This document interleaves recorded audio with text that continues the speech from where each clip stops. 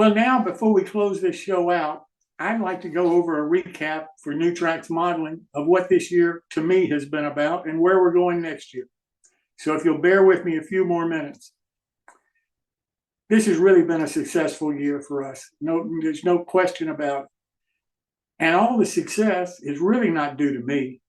It's due to everybody that has been a part of the show. The people who produce the shows. I don't produce them. I don't even have a computer. Phil at home never lets me forget that. He always keeps saying, you got to buy a computer. You got to buy a computer. So all I have is this little thing that one person said that I have the best known forehead in model railroading. I don't know why he said that. I try to keep myself in the middle of the picture, but he said that to me, and I'm sorry about that. But the volunteers that make this show possible, that produce the show, that do the website, that do the myriad of jobs, too numerous to mention, that allow this show to be produced each week, and to be able to have the volunteers that come on the show to show you the modeling skills that they have and to try to pass those skills on as a mentor to other modelers who watch the show. I also owe a real debt to Dan Dowdy and his wife, Amy. They've supported my articles that started New Tracks Modeling over 7 years ago now in both of their magazines. And they supported the shows that have gone on now for more than 4 years. You can believe that, once a week, sometimes twice a week. And I can't thank them enough for all of their support and encouragement. We are getting more viewerships. Our website subscribers now are over 1,000. We send out 1,000 emails a week with the login for the Zoom part of our shows. And telling people who's going to be on them and what we're going to be talking about. We normally have somewhere between 700 and 800 modelers view some portion of each one of our weekly shows. That's an increase, and I'm very happy that that's increasing like it is.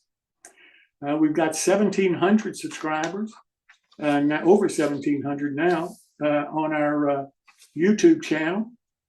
So all of that says that, yes, we're increasing, more people are watching, more people are participating, and so forth. And so that I'm very encouraged by that, and thank everybody who watches for their interest, and hope that they'll keep their interest and want to participate more in showing us their skills and showing us what they're working on in their modeling.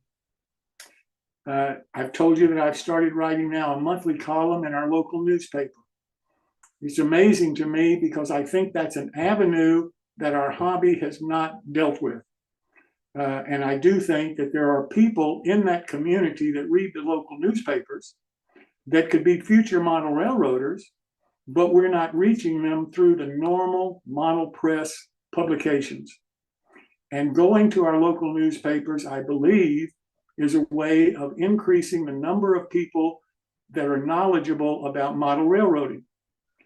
I'm encouraged that my local newspaper encouraged me to write a monthly column on model railroading. I think other local papers would encourage other modelers to do it if the modelers would just step out and try. If I can help you in any way, just let me know. It's not that hard. The hardest part for me was trying to figure out who I'm talking to, because talking to a newspaper audience to me was totally different than anybody I've ever written articles for before. But it can be done, and it's not that hard once you've made a couple of mistakes and keep going. But I'm hearing back from people. I'm hearing back from model railroaders that aren't subscribing to the normal hobby press publications. And I'm reaching them through my local newspaper, not through any other avenue that I know about that we've tried before. So I mention that to you for your consideration, because I think that could be a help, both to getting the message out about New Tracks, certainly, but also about the scholarship program. I do think that you'll reach the parents and the grandparents better that way than any other way that I can think of to reach that audience about our scholarship program. And I think they may then encourage their grandchild or their son or daughter to participate in our scholarship program, and maybe they'll want to contribute money too. We started a monthly newsletter. We asked Martin Breckfield, MMR, if he'd edit it for us, and he kindly agreed to do it. He's a fantastic editor. He knows everything about how to publish and how to edit a newsletter. And he did a fantastic job in the first one that we put out December the 1st. I think it was 12 pages. January the 1st, he says now is 18 pages. And it's a newsletter. And it's done by the people who are watching the show. And it's done with articles that from those people and about what the show is offering for February and March and beyond. So we hope that that's a real asset to the people who are interested in new tracks modeling shows. And if you're interested in writing and participating, just send your information to Martin and he'll make sure it gets in the publication. The scholarship program. Boy, that's something that was a real gamble. I can tell you the reason I don't think anybody else has done it. It's not that easy, but it is possible. And you have demonstrated through your support and through your donations that it is possible. And for that, I will be ever, ever humble and grateful. We really do appreciate all the support we've had for that. Bob Davison, the chairman of the committee, and each member of his committee, can't give them enough credit for the effort and hard work and the frustration that we've all had from time to time. But thanks to organizations like the PCR and individuals that we indicated tonight and companies that gave us the amounts to become brass donors, that just shows that the community of model railroaders support the youth of our hobby and want to encourage them to keep becoming model railroaders and help fund their education if at all possible. So thank you so much for helping make that the tremendous success that we all believe that it is. We started a specific program for each individual scale: G, O scale, O high rail, S, HO, and N. We've got a sponsor for each one of them to help defer, again, the out-of-pocket cost. And we've got a well-known host for each one of them in his particular scale. We really want to expand that, but it's going to depend on whether you want it expanded or not. If you start participating, asking questions, telling the host what you'd like to see on their particular segment of the shows, that's the kind of input and support that we're looking for, and to know that you're really interested in it and would like to see it expanded. I think it's worth expanding. I think it's a great segment. I'm getting nothing but positive reactions from people about it. But I want to see more involvement and more interest shown by you, the viewer, in what the show should contain and how you feel about the person that's discussing the issues for your particular scale, and what other people in your scale you'd like to see included in that discussion. Our Zoom shows right now are booked totally through May, almost through June of next year. We've even started booking now for 2025, the early parts of 2025. I will not be surprised that within 2 months, we are booked for 2024 totally. So if you as an individual modeler, if you as a small manufacturer would like to be involved in our shows, would like to do one of the segments on our shows, would like to talk about what you're doing on our show, then let us know and we'll include you. But the longer you wait, the more difficult it's going to be to include you in one of the shows, because we try to limit the show to no more than 2 hours a night. And frankly, in some cases, we're having trouble doing that. So we hope that we can get everybody who wants to participate involved. But the sooner you let us know that you'd like to participate, the better it's going to be for everybody. So thanks again for all your help and support that we've received in 2023. Couldn't ask for any better. Wouldn't want to lose a single person or make any change to anything that's happened. So what are we going to do for next year? What are we planning for 2024? Give you some ideas. I talked to Sherry Johnson, who is the part owner of Cat's Paw. Carrie's going to start a segment on our shows, I think in June of next year, on technology, on new technology. And we're going to try to go and delve really deeply in various technologies that she has been using for years. She's a professional engineer. She's been that for 46 years. She's a manufacturer of model railroad equipment. And she's been in the hobby a long, long time. She's a lovely lady to talk with. And I think you're really going to enjoy her segments on technology. I am convinced that technology is one of the ways we are going to attract younger people into our hobby.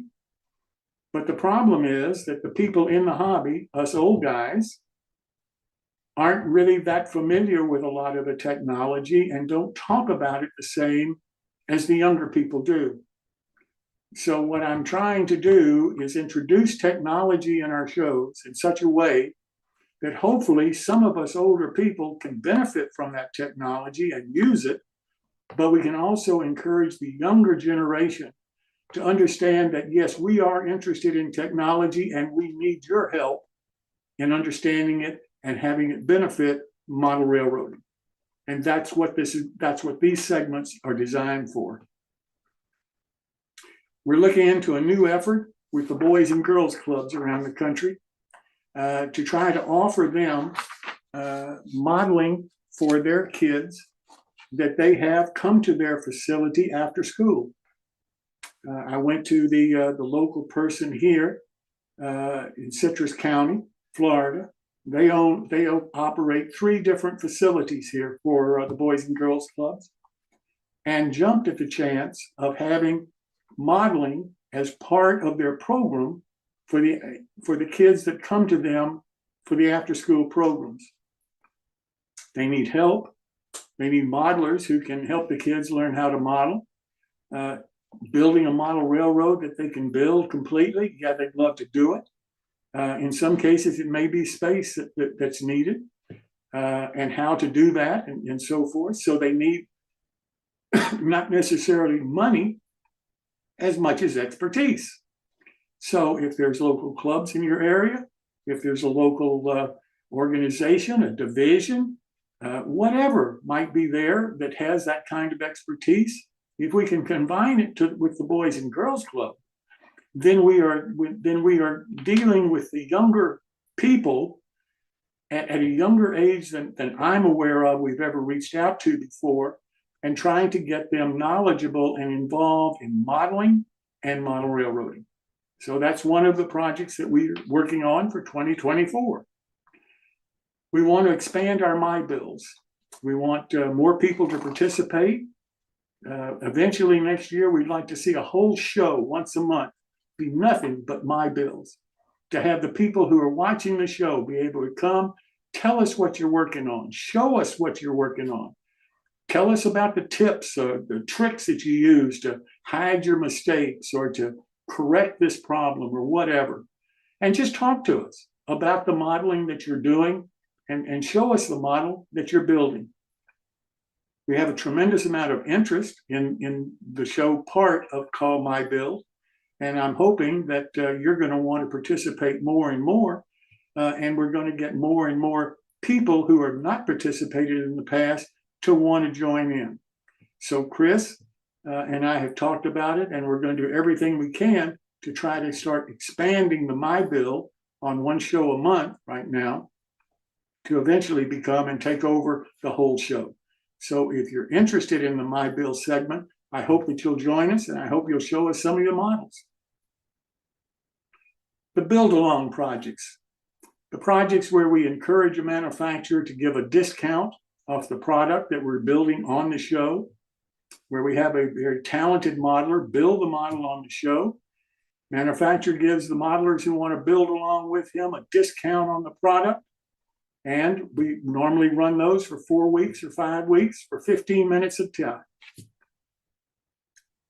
Are we doing too many of them? Do you want more of them?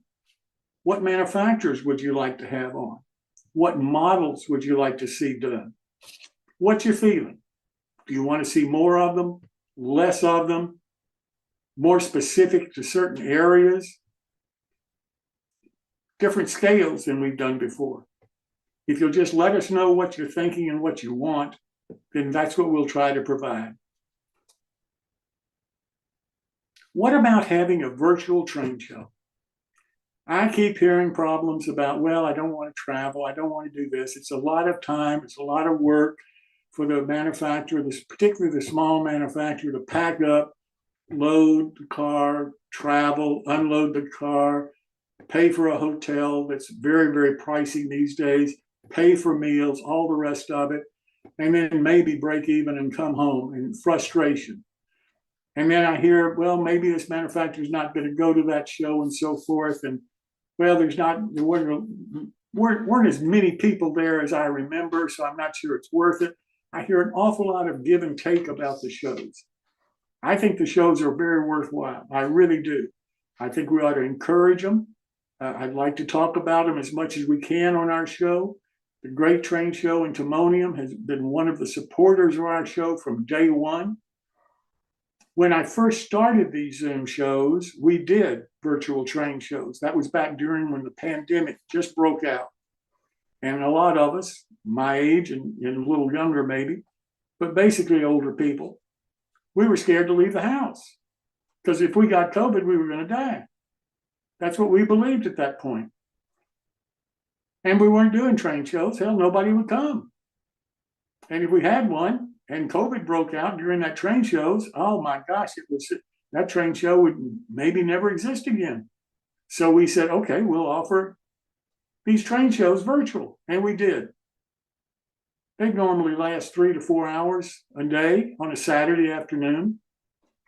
We charge $10 for 5 minutes for each one of the small manufacturers that wanted to be on the show.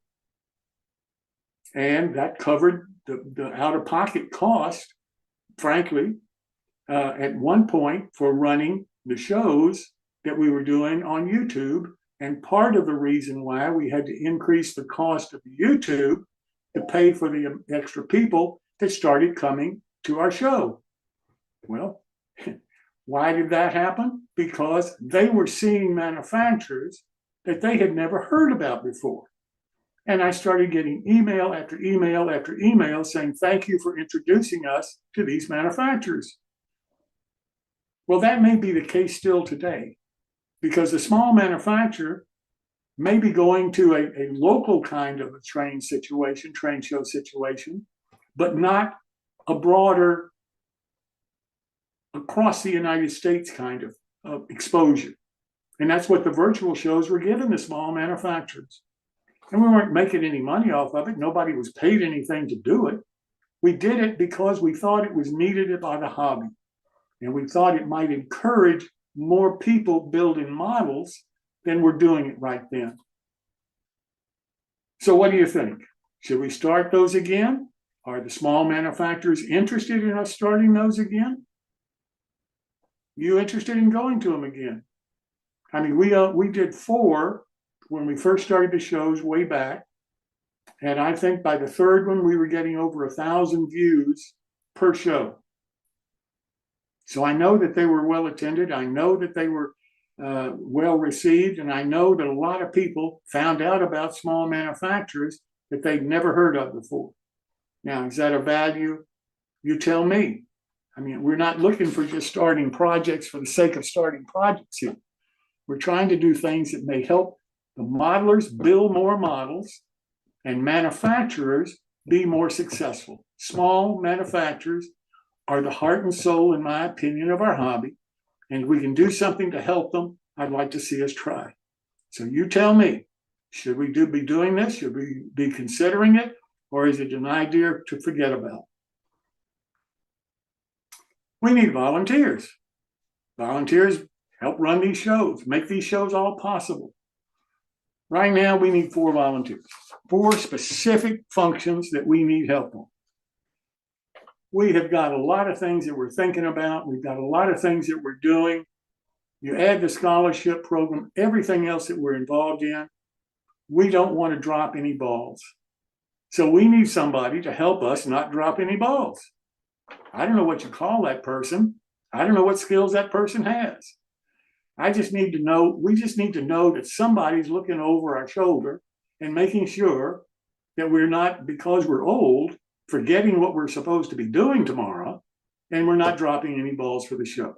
So if you're interested in that kind of position, let me know. Second position, I have 2 sites on Facebook, Jim Kellow and Jim Kellow MMR. I have 5,000 friends. That's the most that you can have on the Jim Kellow site. I have 3,700 and some odd on the other site as followers. And I'm told, well, you're wasting your time on Facebook because a lot of modelers and model railroaders aren't interested in Facebook anymore. Well, I religiously post on Facebook once a week what the shows for next week are going to be and so forth. But I'm told we need something on I/O. And I don't know anything about I/O. So we need somebody to help us establish a presence for New Tracks modeling on I/O. We've got all kinds of information that we can give to publish on I/O. And if that's where the model railroaders are, then that's where we need to be. So we need a volunteer to help us get there. So if you're interested in that, let me know. Third thing, I got a great project in mind. I mean, this is, I've shared it with only one other person. And if I can pull this off, I think it'll really be something special for the hobby. I really do. I firmly am convinced of that, and something that the model press has never touched. No one's ever done this before, not even thought about this before. Has nothing to do with newspapers, has nothing to do with print. This is a great idea. So if you're interested in helping me put that together, if I can put it together, I need your help. That's all I can tell you right now. If you're interested in helping me, I'll share what the idea is and give you all the information I have at this point. But I need your help in making this happen, if we can make it happen.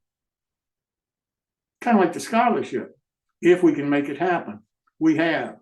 I think we can make this idea happen too, but we need help to do it.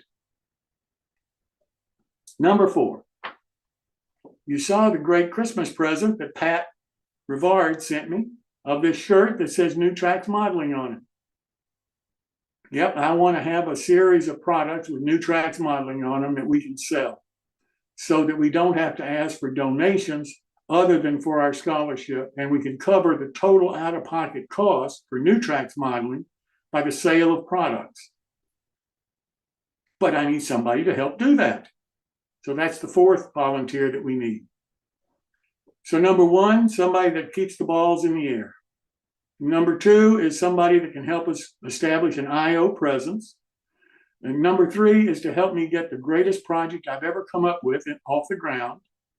And number 4 is to help us get our project off the ground, selling shirts, coffee mugs, whatever. And that I think we can do. But we need those 4 volunteers to help us with those 4 projects. So if you're interested, please let me know. Even if you're not interested, but you're not building anything and you're just sitting in a chair because you feel old, let me know and let's talk about it. You may be surprised at how interested you'll get in the projects.